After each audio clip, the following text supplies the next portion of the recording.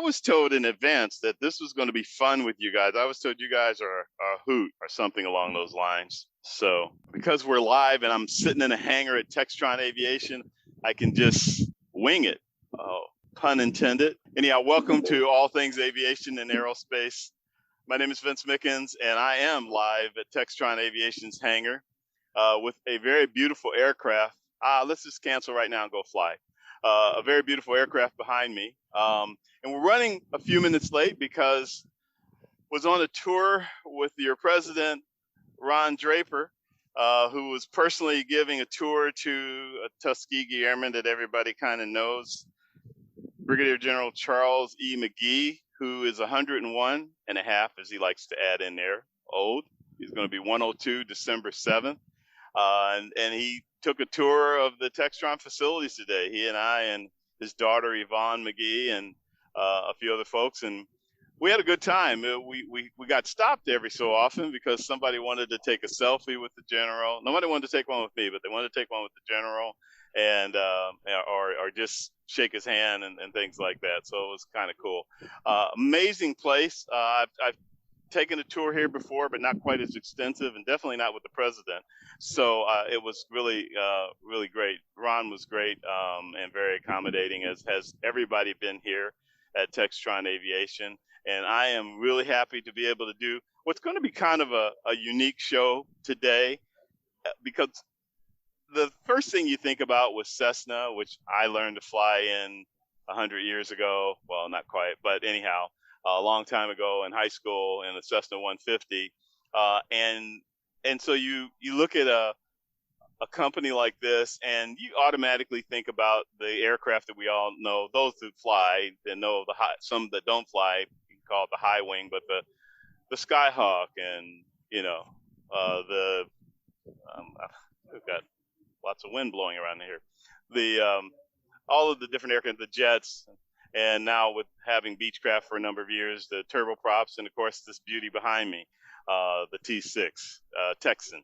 So that's the reputation primarily that Textron Aviation has. But what we're going to talk about today is special missions and more about the defense aspect of things. And I have some people here. They're going to tell me some really great things that all have a great deal of experience and some global experience at that. So I was looking at you guys' backgrounds and everything. So I'd like to welcome each one of you to the show. I'll first start out by introducing Max Routh. Max is what you call a value stream manager, and you're going to explain that, Max, what exactly that means and what you do with Textron Aviation. And then we have Polina Ball, and Polina is a special missions program manager, also with Textron. And then we have Chip Schellhorn, a fellow naval guy. He's a naval aviator. I'm a wannabe naval aviator. Sales director, Beechcraft T6 Texan 2, and he's an instructor pilot, which means he can take me up in that and we can go flying. And we can do the rest of the show later, as I said. So anyhow, guys, welcome to All Things Aviation and Aerospace.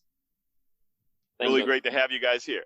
Now, so we were having all kinds of conversation, and now you guys are going to, hi. No, not going to let you get away with that. Actually, we were just kind of talking about who flies and what you guys fly. And Chip, you mentioned that Chip, what is that aircraft behind you? So I'm sitting in my office where I have a good photo of our Scorpion jet. It's a fantastic airplane that has a number of capabilities. And Vince, if you stick around for a few extra days, we'll send you over and let you go take a look at that one as well. You know, I would love to do that. You have no idea. But tomorrow we're going to Kansas City, Missouri, because they're dedicating the General Aviation Terminal. They're renaming it the Brigadier General Charles McGee General Aviation Terminal there. So got a big thing going on there. Otherwise, you got a deal. I'll be back. Sounds good. So you're Navy. You were Navy. What did you fly in the Navy? And tell us a little bit about your background and how that transitioned to Textron. Yeah, you bet. I'm a recovering naval aviator. I spent 11 years wearing that uniform. Luckily, I got to fly a number of Textron Aviation products during my training. So I flew the 172, just like you did, Vince, as the very first airplane I flew. Got about 40 hours in that airplane before they sent me over to a turboprop that was made by Beechcraft. It was the T-34C Turbo Mentor. And then in the Navy, you get segued off into the various communities. And from there, I went into the jet community and started flying some carrier assets like the T-45 and ultimately the F-18 Super Hornet. Oh, wow. Super Great Hornet. experience. Yeah.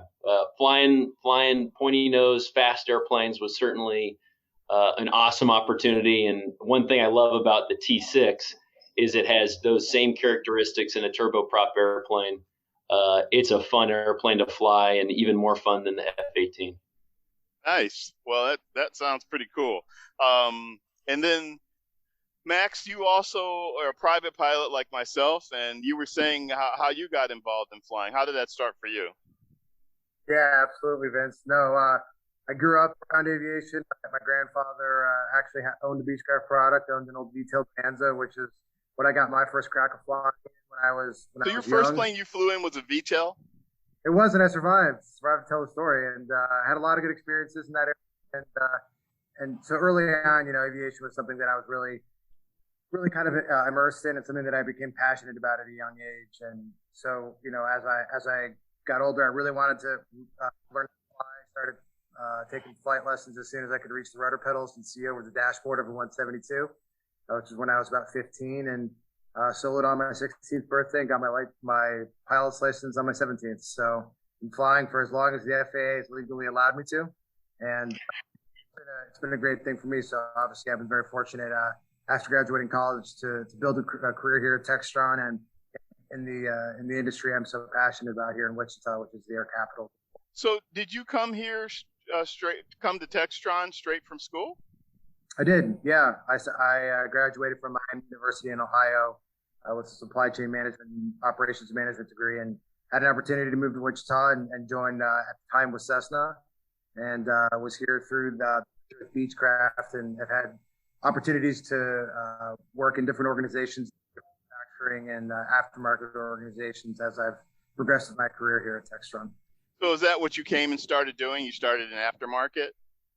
I actually started in manufacturing. I worked in a number of our different plants as a frontline leader and I've been up into the ranks of management. I worked over on our commercial jet side for a while. I was also on the Scorpion program. It's that aircraft sitting behind Chip, and was over some of our experimental operations in manufacturing during that program. And then I had an opportunity to join our customer service and aftermarket organization, where I was based out of Singapore and ran our APAC business operations to take care of our customers and their products overseas. So what is a value stream manager? What does that mean? The value stream manager, Vince, is a very fancy way to say I build airplanes for a living, and I get to work with a lot of great people who build airplanes. So I'm responsible for our defense assembly operations. So I oversee our great teams of folks who build the T6 and AT6 aircraft like the one behind you. Yeah, you guys, your manufacturing operations here are pretty impressive, and I'm not just saying it because I'm here. I took a couple of almost 3 hours of touring the facilities, and all of your operations are just, I see why you build the aircraft you do and why we all want to fly them. So that's really great. Chip, I'm going to go back to you real quick. How about you? How did you progress and get into Textron and start, and get to where you are, I should say? Yeah, great question. I'm originally from Kansas City, and once I left the Navy and went back and got a graduate degree, I knew that moving back to the Midwest was something my wife and I really wanted to do. Obviously, staying involved in aviation, specifically general aviation, was something that inspired me. And so Wichita was just a great fit. Textron Aviation Defense, specifically based on my background, was interested in me joining their team. And because it allowed me to stay involved in aviation and every once in a while go flying, I was equally interested in joining theirs. So I joined the company back in 2019 and been with the company for just about 2 years right now. I was getting ready to say for Polina, I haven't forgotten about you, Polina. I just, no, actually I was biased because I went to the two pilots first. But your husband's a pilot, so that's cool.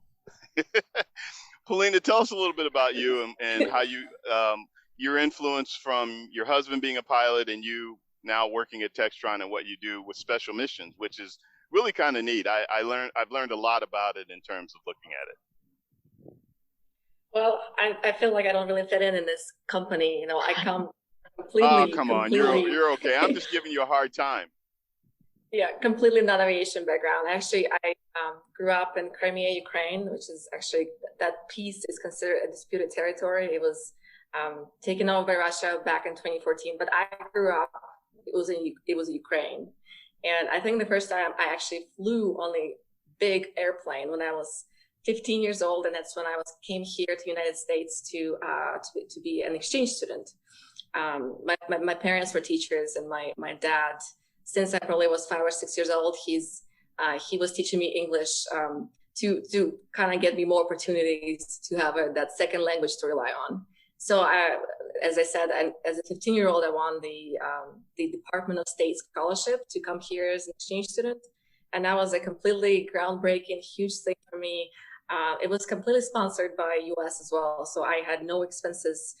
They flew me here. They actually provided a stipend, put me in the American family, American high school. So that was a greatest thing ever. While I was what were you studying? What did you study? Well, I was a high schooler at the time. Okay. But then I came back as a college student 2 years later, and I ended up in a tiny little Kansas town in Winslow, Kansas. And I actually studied psychology, which is, again, completely non-aviation. I was always interested. That's okay. You know that, right? Yes, absolutely. Yes. Yeah. Yes. And I wanted to know how this works. But I quickly realized as a psychology major that if you want to be a psychologist, you have to spend probably 5-6 extra years of schooling after that. And that's something I really wanted to do. So I got a business minor, and then I followed up with the MBA to kind of put myself in the business world. And as I mentioned, my husband was the one who grew up in aviation. He spent his childhood building airplanes. He flew when he was 16. So just like you, Max. So he's a real aviator. Gotcha. Yes, absolutely. Yeah. So I caught that aviation bug from him. He kept dragging me to Oshkosh air shows, and I kept hearing how great it is. Taking you, right? Well, at the time it was dragging. Okay. The first couple shows, and then it was actually taken. And I don't think we missed a single air show since 2010, 2011, well, except last year.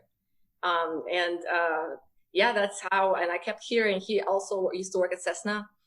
He got hired in as an engineer as his first post-college job, and he's been telling me how great it is to work at this company, how many opportunities it has, and I kept applying as long as I remember, even while still in college, trying to get myself somewhere in the door. And being an international student and not having that correct paperwork that Textron prefers, I never really got any internships or anything. But as soon as I got married and as soon as I became a permanent resident, that's when, again, I kept applying job after job. I got an interview as a contract coordinator on the commercial side, and I think I got hired in. You kept applying over and over with Textron.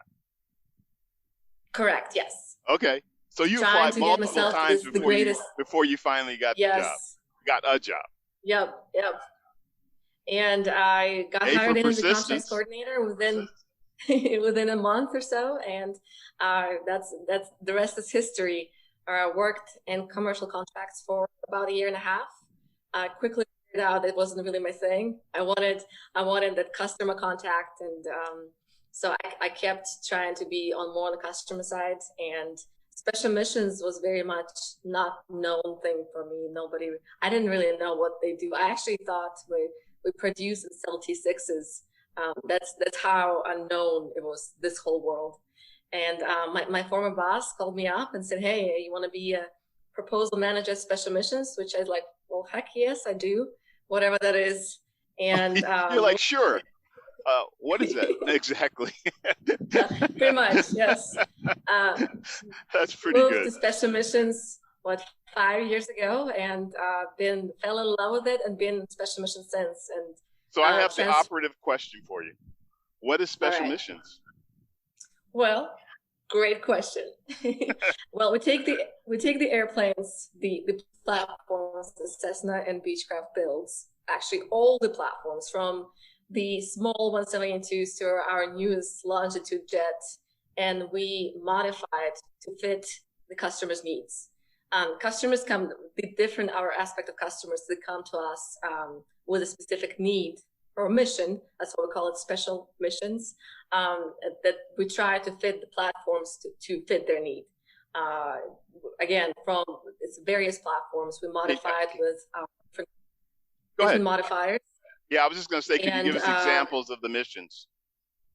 Our missions vary from air ambulance to we convert airplanes into like flying air ambulance that support carrying even most critical of patients, to surveillance airplanes. We build structures on airplanes or even drill holes to accommodate the cameras.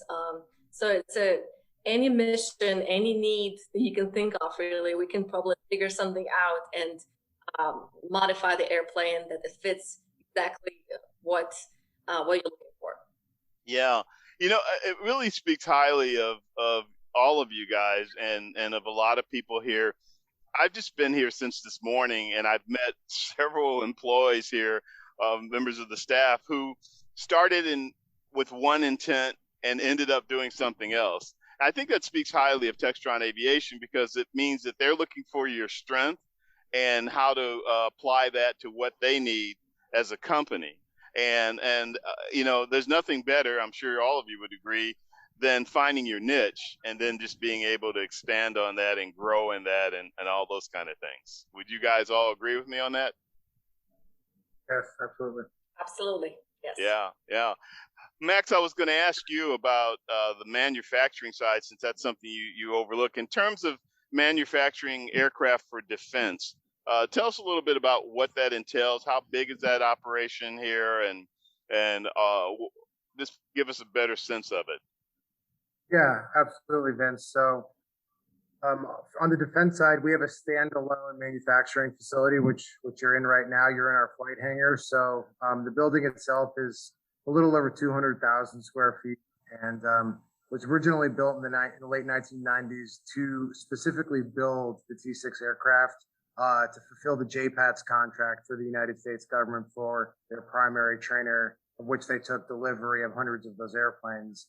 And so the whole building and all of our team are really specifically trained to build this aircraft. The tooling is very specific, and it's meant traditionally to build in very high rate, low mix, which means we're really good at building a lot of the same airplanes very quickly.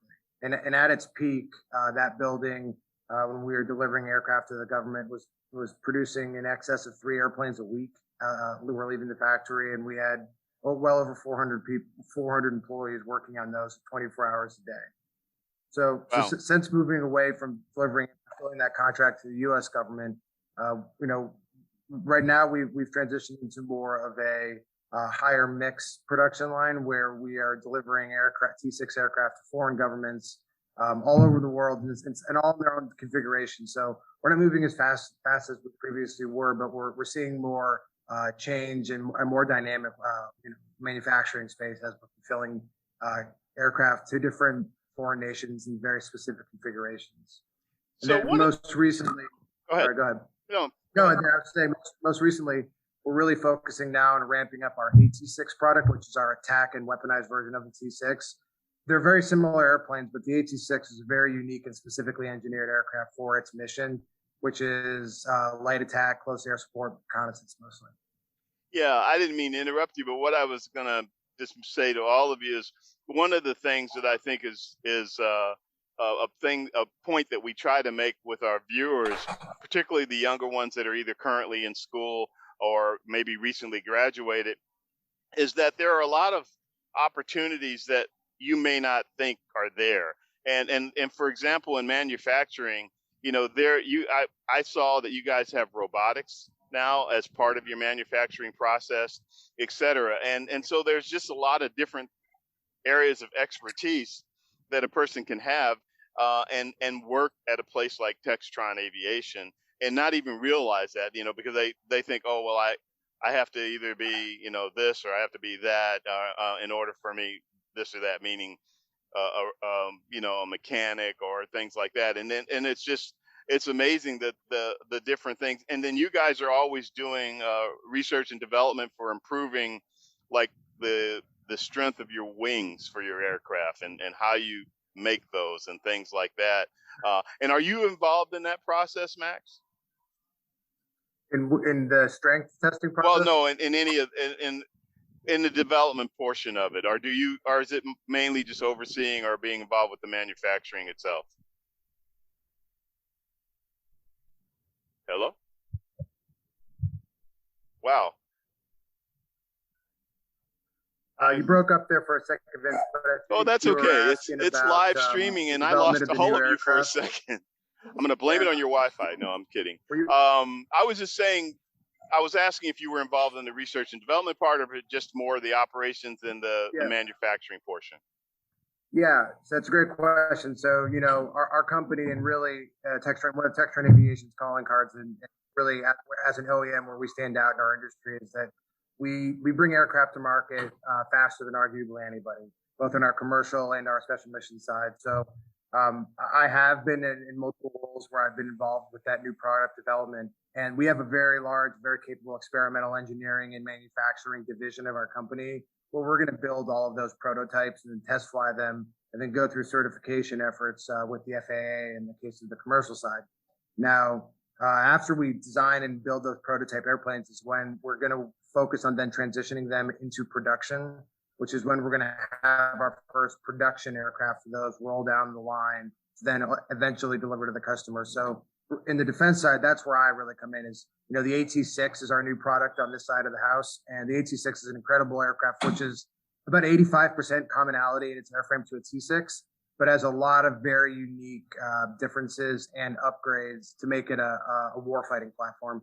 So, we've gone through that engineering effort and we're now integrating that into our production line. So the first few AT6s are flowing down our production line right now. And that's, so for me in my role, my job is to kind of take, work with our engineering groups, our program groups, and all of our key functional support groups to bring that aircraft into production and make that a reality. Yeah, this may go to both you and to Chip. So I always think of the T6 as a training aircraft, but it sounds like to me that this new version that you have is actually designed for combat. Am I understanding that correctly? Chip, you want to expand on that a bit? Yeah, absolutely, Vince. You're exactly right. The T6, the first variant of the airplane, was certainly designed with that in mind as a joint program with the U.S. Navy and the U.S. Air Force. But one of our first customers actually took that airplane and started to look at other ways that they could use it for operations. And the airplane that Max was referring to, which is our light attack variant, the AT6, has a ton of parts in common. It's about 85% parts in common, but it was uniquely designed, uniquely built, and uniquely developed for those missions that he mentioned: armed overwatch, close air support, armed reconnaissance. And that airplane would bring any customer a huge asset to a fight. I can speak firsthand to what I would have preferred to have in Afghanistan, and that airplane would have been a super capable platform. Yeah. So is that the one you said that you've got about 50 hours in? Nope. In fact, most of my flight time is in the airplane that's directly behind you. I've also I've gotten to ferry some airplanes to some new customers. Okay. Flying the T6 over the North Atlantic is an experience that I will never forget. But no, most of my flight time is in the T6, and I've been able to fly the AT6 just a handful of times. Got okay. And that's the different distinction right there, the T6 versus the AT6. Yeah, exactly. Imagine, and I'm thinking A stands for attack, right? Mm-hmm. Would I be right? Okay.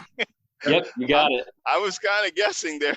I need you guys to help me out.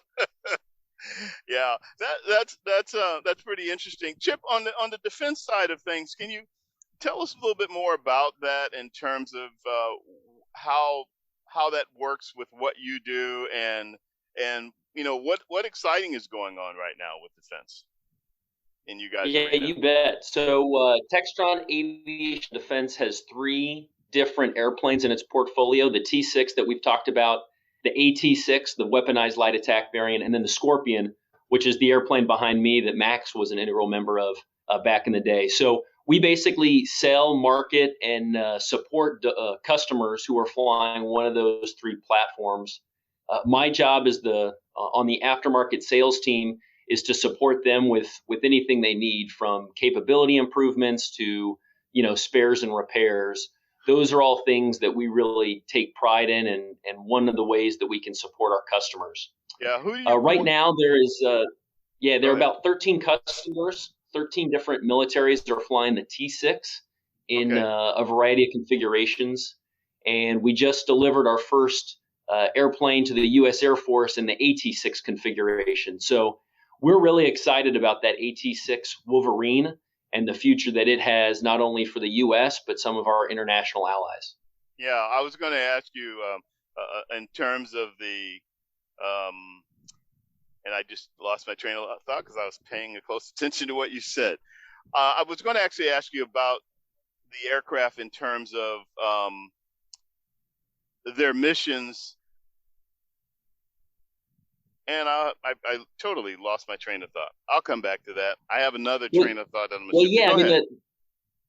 Go ahead. I'll just kind of give you the quick background of the T6. Right? Yeah, this may jog a memory for you. So there are a number of customers that use the T6, obviously for its training capabilities, but also some countries that use it for other operations. The Royal New Zealand Air Force has the Black Falcons demonstration team, which uses that airplane to really show. Gotcha. Go ahead. Yeah, uses the airplane to showcase not only the flight characteristics of the airplane, but the precision with which it can be flown.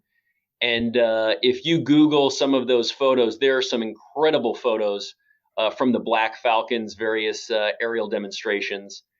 And then the AT6 obviously brings a number of new capabilities, from precision guided weapons to really high capability, high powered cameras and reconnaissance equipment. And so it's a really nice transition for a country to fly the T6 for training and then bridge pilots straight into the AT6 because of its similarities in flight characteristics and operating systems. It's a really easy transition. Sure. Polina, what's one of the most interesting things you've done on the special mission side of things in terms of projects? Yeah, it's hard to choose. I mean, all our projects are they're all good, so different. They are. I mean, it's hard. I mean, but they are. I've dealt with so many interesting customers, and our customer base of special missions is a little different from commercial. On the commercial side, people buy airplanes usually to transport their families or their business partners, basically to use for transport. Our customer needs vary from, as I mentioned, medevac needs to surveillance needs so we deal from commercial customers, the regular, U.S. commercial, to foreign commercials, to U.S. government, foreign government, and that's actually the regulations and the rules that we have to deal with kind of lines up a little closer with defense. But I mean, we are always, at any given moment, we have 5-6 different programs going on with a completely different customer base and different missions, and you get to go and network with and meet foreign customers, modifiers. It's a very fast-paced, very interesting, and lots of learning job. And also, I mean, I'm sometimes in awe of how these airplanes that we sell to our customers, how they impact the world among us. And for example, we recently delivered an airplane with highly medevac capabilities, and that changed the way the customer, that customer actually operates and their day-to-day life. And it makes me feel a little bit that I'm part of their story, that I'm helping create that story and maybe a little bit change the world. I know it sounds a bit cliche, but I always enjoy seeing customers' face light up when they come and pick up this fully modified airplane that's fully customizable towards exactly what they were looking for. And some of their customers, I mean, they've been waiting for this airplane for 5-6 years. especially on the foreign government, on U.S. government, the sale takes a long time. I mean, you have to, the RFP stage, the proposal stage, then the contractual stage, and then finally when we 3 years later deliver that airplane, it's definitely very it's impacted me a lot, the way I see things. That's interesting. That's something that you're pointing out that I think for people that don't know that much about what we're talking about, that it's such a involved process. It's not like you put something together and talk to some people and bam, it's there. You're talking years of going through these various steps to get Correct, there. Yes. And that also applies on the manufacturing side, I would imagine. Max, I see you shaking your head. Yes. Absolutely. No, in our manufacturing business, building aircraft as complex and as customizable to Polina's point as we do, there's a lot of lead time involved in that. And, throughout our business and all of our production lines, we run our lines at different rates. So we build a different amount of airplanes per year, depending on market demand for those airplanes. But then when you get into our special missions and defense products, you see additional complexity in those and configuration changes in those, which really add to sometimes the manufacturing times or modification times to get these aircraft to the very special and specific configurations of the customers. And that's something that we'll generally do in our modification center here at the East Campus of Textron Aviation in Wichita. So in the case of a lot of commercial special missions platforms, for instance, the Beechcraft King Air, which is one of our most dependable and best-selling aircraft from special missions perspective as well, has a lot of applications on austere runways and for medevacs and other applications. We'll see that modification work after the production line. So we're going to build the airplanes on the production line to a generally standard configuration. And if it's a special missions airplane, it's going to leave there. And instead of going and getting paint in a fancy corporate interior like a lot of them would, it's going to go to a modification center where we'll do just about anything that the customer asks and engineering design for, whether that's a medevac with stretchers on the inside or ISR surveillance or any number of things. And we see a huge segment of that business, but the lead times to get through the contractual phases, like we kind of talked about, and then actually get that into a manufacturing space can take months and sometimes years to build those highly customized airplanes. Yeah. Chip, can you add to that in terms of your side of it with customer experience with the customers you interact with? Yeah, I mean, we have the benefit of working with customers who are wearing uniforms, and while that does mean that sometimes the procurement and the development may take a little bit longer, it really means that what we do is something that you can see the tangible benefits of. So here in Wichita, we see Air Force T-6s flying all the time from some of the other training bases. And it's, from my perspective, it really does make the job a lot more satisfying, not only to see those airplanes out flying, but seeing the men and women who are using those platforms to go on and train the next generation of flight instructors and combat pilots. I love working with folks who have a similar background to the one that I came from. So I love going down to the various Air Force and Navy bases and seeing how they're continuing to develop new tactics, new techniques with that airplane. It's really fun. One of the things I like our viewers to hear more about, and I'm going to put this out to all three of you, is about company culture. We read things in magazines and hear it on the news, and we hear about some companies having a great company culture and that type of thing. I have to say, with my experiences over the years, not just today, but over the years with Textron Aviation and prior to that Cessna, that there is a great company culture here in terms of how, and you can feel it, you can tell. We were cruising around on the golf cart going through all of the different manufacturing facilities and all the different parts of the campus and everything, and it's the same. Everybody seems, happy. And I know the world isn't perfect, but people seem to be enjoying what they're doing, and they seem to be enjoying working at Textron. For our viewers' sake, can you guys expand on that a little bit about what that means to you, especially since several of you have been with Textron Aviation for a number of years? Yeah, absolutely. I could start with that. So I do think, Textron Aviation has a very unique culture. And I'd say one of the big things it's really based in pride and our products and pride in building really world-class aircraft in Wichita, which is, the aviation capital of the world. And when you talk to our folks, whether they're in, management or an engineer, or they're one of our great employees on the shop floor who are building these airplanes, a lot of them have had a lifelong passion for aviation, kind of like what we've been talking on here today, Vince. And especially here in Wichita, it's a relatively small town. A lot of it is a family affair. You'll talk to a lot of folks who work here, who's worked here, or whose grandparents worked here. And, Beechcraft and Cessna both had very storied legacies and are big names in the aviation industry, in the general aviation industry, and in the defense industry. And so coming together into Textron Aviation together, it really merged two very significant brand names and household names in aviation, so to speak, into one. And folks are proud of that. They're proud of where we came from, and they're extremely proud of the airplanes we build here in Wichita. Yeah. Polina or Chip? Yeah, the only thing I would add to what Max just said is that I'd build on the fact that Wichita is a community of general aviation enthusiasts and general aviation professionals.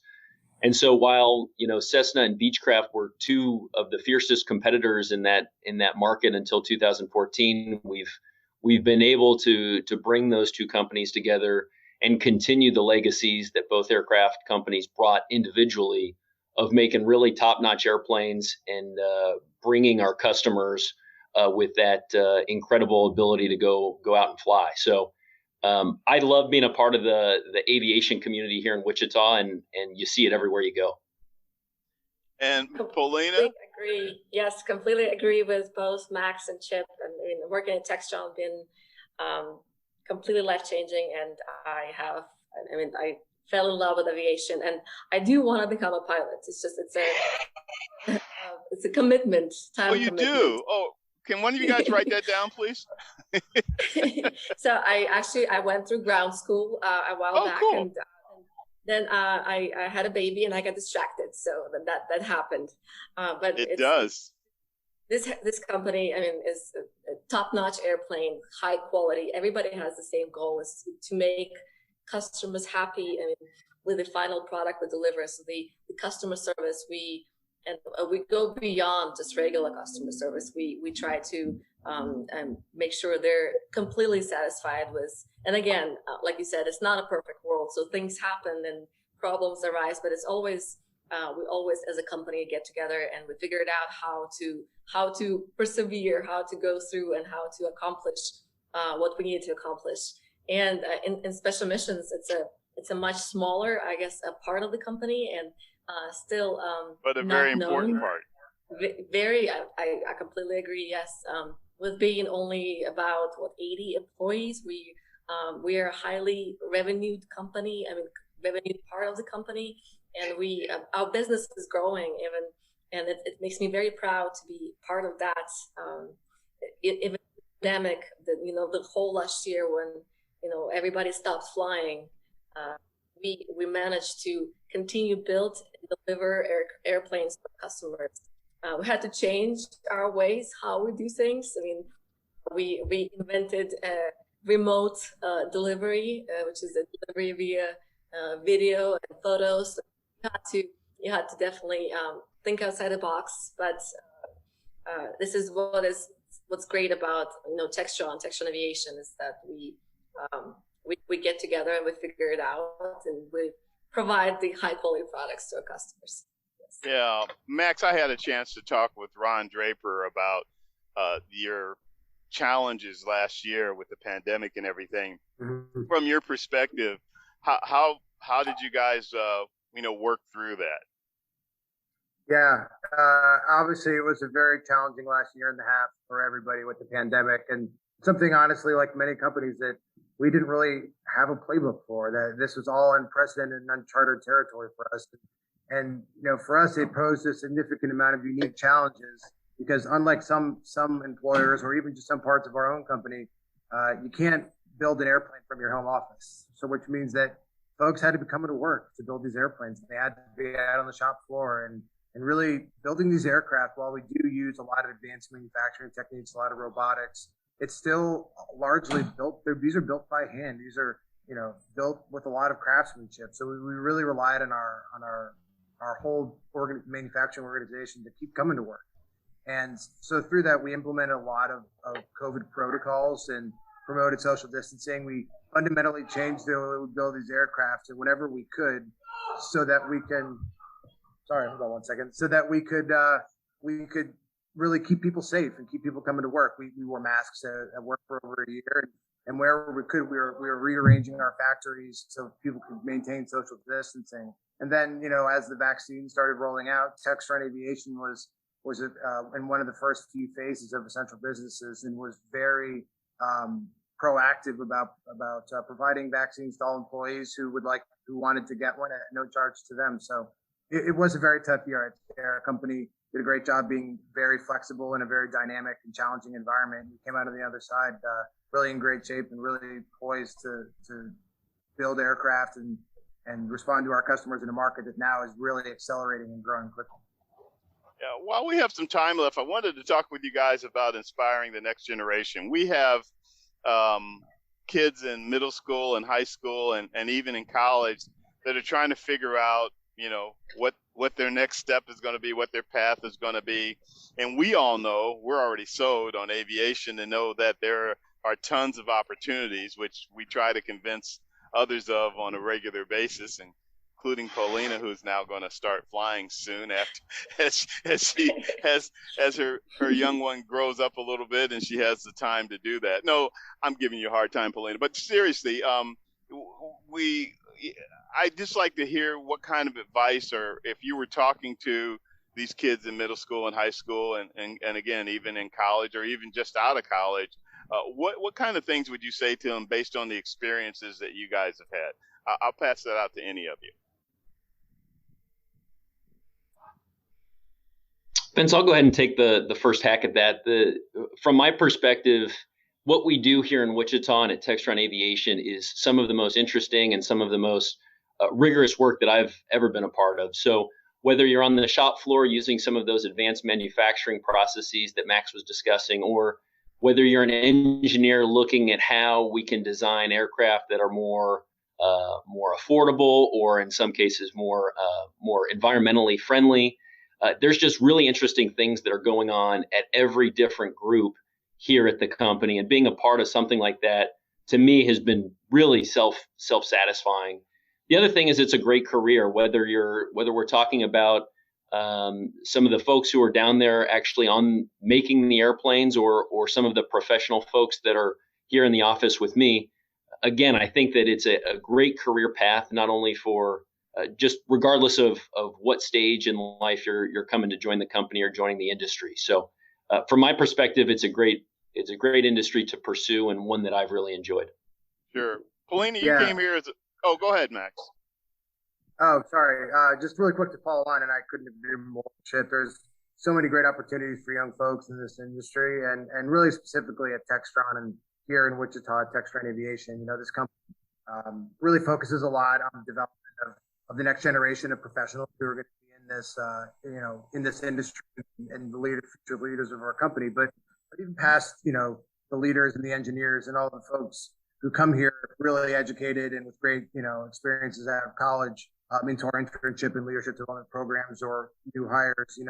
Textron Aviation and the Textron in general have a tremendous amount of opportunities for young people who are looking to take on and start careers in vocational jobs. And very few places more than here in Wichita where we need folks to build our airplanes, and to, whether that's assembling them on the production lines or in some of our factories that build airplane parts and pieces. We have a huge skilled workforce here, and a lot of them have been working at it for a while and are getting a little bit older in their career. And so there's a big, I think, cultural shift going on in our nation that has more emphasis than ever on going to college and getting a 4-year degree and being an engineer or a management or maybe a lawyer or a doctor. But there are great career opportunities out there for young folks in vocational and different trades, including in aerospace and at our company, that are very stable jobs that have a lot of career advancement opportunities and pay really well. So getting folks to understand there's more out there than just getting a 4-year degree is an important thing. Yeah, you just touched a nerve, because I think that's something that is often, kids are, by the counselors at their schools, et cetera. They're pushed into just a small, narrow category of things. And as you just said, not everybody's cut out for college, but people all have a skill set one way or another, whether it's a technical or mechanical or, you know, everybody has a talent. So it's a matter of figuring out what that is and then applying that talent accordingly. And the great thing about our industry, both aviation and aerospace, is there's a ton of different places to do that. When you just spoke of that, I was getting ready to ask Polina. Polina, you came as a foreign student and you've been through it. That's a simple way to put it. You have been through it. So from your perspective, you know, what's a learning point from you that you would pass on to others with what you've done? I would say don't be scared to take unknown things. You don't have to know how to fly or be an engineer to enjoy and love aviation. That's at least the biggest misconception for me, because when you think of planes, you think of flying, right? Or you think of building planes. And I'm neither of those things. I'm not super technical, and I will already pointed out that I'm not flying, not yet at least. So if you're good with people, if you're good with marketing, if you're good in selling things, there's a spot for you at Textron Aviation or even aviation business in general. So that's the lesson I learned, that you can succeed if you try in whatever aspect of the business.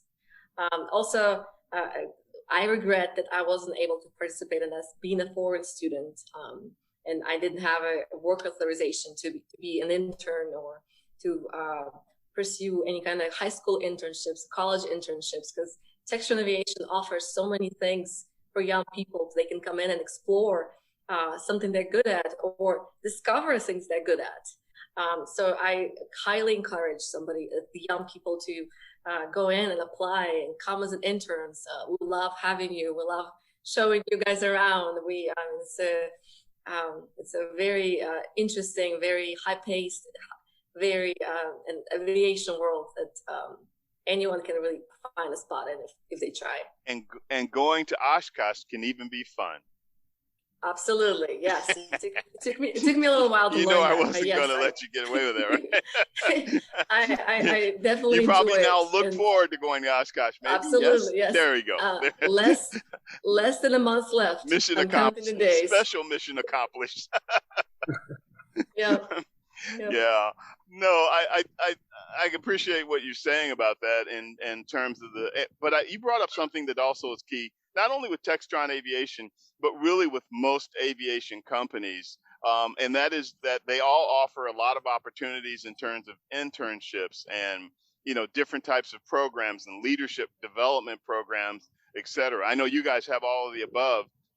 And then there are companies, including Textron Aviation, that you come in and with a degree and start doing something and you want to advance, and Textron picks up the tab for, you advancing your education and things like that. So, and then the key thing that this keeps coming to the forefront is that, you were a psychology major, but look at you now, and somebody told me that they were an agriculture, another employee here said she's an agriculture communications major, which first thing I was like, what is that? But then, and now she's doing other things here that she's really excited about. But she had no idea at the time that it would go that direction, because she was interested in things that have to do with the environment, et cetera. So whatever your passion and your interest is, you definitely can go there with it, or, here as a great example, or anywhere within the industry. Yeah, I wanted to ask both you, Chip, and Max, about this, especially since Polina has so kindly shared, her background in terms of things. If you guys could do something differently, and this is, again, giving advice to the next generation, if you could do something differently at some point of your career, can you share what that might be? Max, I'll let you go first. That's a great question, Vince. If I could do something differently, I've been focused a lot on, in my career on following my dreams, being in aviation and really growing as a leader in this company.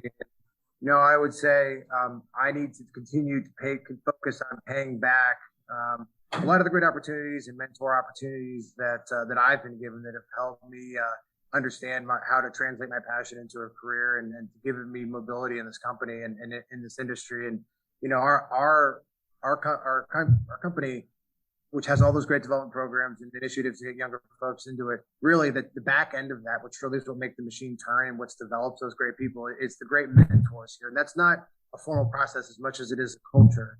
And so, I would say, I don't know if it's something I would have done differently in the past as much as I would continue to push, hold myself accountable to continue to do better than I have previously, continue to build on, actively giving back to that cycle and that culture of mentorship and really investing in the young folks who are coming in the door now, whether it be on the shop floor building or servicing airplanes or into leadership or any other discipline at the Textron Aviation. I'm going to continue to, want to aspire to be that mentor, to be that coach that have helped me and a lot of other folks succeed here and really give back to that culture we have here of investing in our people and in our human capital. Yeah, I think that's a really great point. I have a thought about that, but I want to go to Chip first and put him on the spot. So, Chip, would you have rather flown, if things were different, would you have flown helicopters instead of F-18s? No way. That's an easy question. No, I guess it's a hard question for me. I've really enjoyed everything I've done so far. What Max was describing did resonate with me, that it's our responsibility as leaders not only to develop those people that are working directly for us, but the future folks that are going to be working here. So the high schoolers, the middle schoolers, and Textron Aviation does a good job of that with some formal internship opportunities for high schoolers. But it's always something that we can continue to develop to show kids that what they're studying in school has a real world application, and studying hard and getting to know some of those basics, whether it's in STEM or whether it's in some of those vocational trades, really do have an important application. I would say if I could go back and do something over again, I'd learn to fly at an earlier age. Flight school for me was super stressful, and if I had mastered that skill as a 16-year-old, I think I would have enjoyed it maybe a little bit more. But I've enjoyed the flying opportunities I've had, and I've enjoyed my professional career here for the last 2 years as well. Yeah, Max, did you say you soloed at 16? I did, yeah. Okay. I was definitely eager to get going, and actually it was funny, and I grew up on the East Coast, and in New York State and Connecticut. I'm from New York City originally.